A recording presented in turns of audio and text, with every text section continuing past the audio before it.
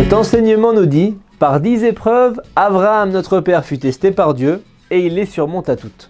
On vit tous parfois des situations, des épreuves où l'on ne voit plus le bout du tunnel, que ce soit pendant des examens, au travail, dans les relations familiales, la gestion de la maison. Parfois on a alors la dangereuse impression qu'on n'arrivera jamais à s'en sortir, à réussir. Quel conseil donner pour un problème qui nous paraît insurmontable comme une montagne?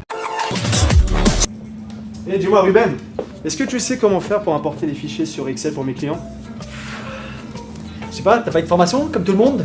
Si, mais je connais pas Excel. Alors Google est ton ami. Voilà. D'accord, merci. On dit on a jusqu'à 16h pour terminer ces dossiers, c'est compris? Ouais. Allez. Non, il m'a passé tous les dossiers. Oh là, c'est même pas dans l'ordre. Oh allô? Ouais Ruben, dis-moi, est-ce que tu peux aller chercher la petite à l'école avant 16h parce qu'elle est pas bien? Mais même pas horaire, là je suis au travail, comment tu veux que je fasse? Je pourrais pas y aller. Non, je peux pas y aller. Bah tu vois, je m'en fous. Oh, j'en ai marre. Eh, vous m'avez saoulé!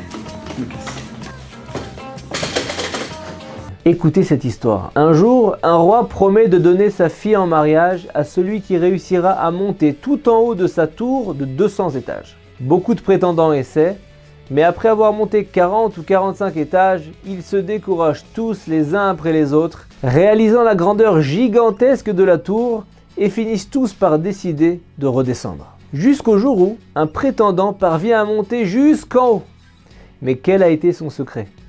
Eh bien, au lieu de fixer le haut de la tour et se décourager face à ce qu'il restait à accomplir, il regardait seulement le prochain étage. Et mieux que cela, au 50e étage, et alors qu'il arrivait au bout de ses forces d'être humain, un ascenseur l'attendait pour le monter jusqu'en haut. Idem pour nous lorsqu'on a un objectif élevé.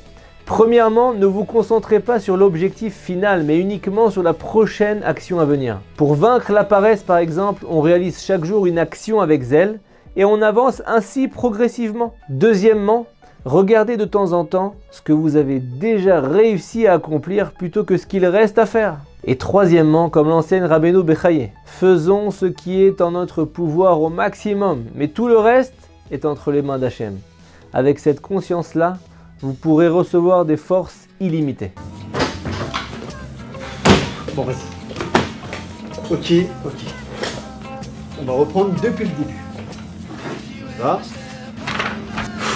Ok.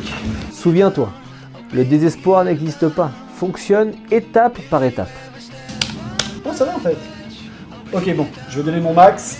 Je sens que ça va y aller là. Mon téléphone, je le mets sur mode avion. Ça, c'est fait. Voilà, même en donnant le max, je pourrais pas finir là.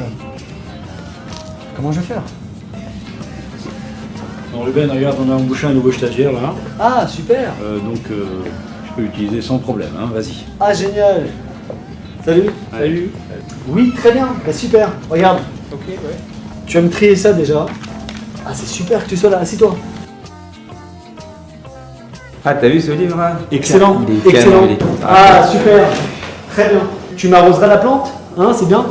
Et tu me passeras un coup de peinture, s'il te plaît. Ah, les stagiaires aujourd'hui, c'est plus ce que c'était. Hein.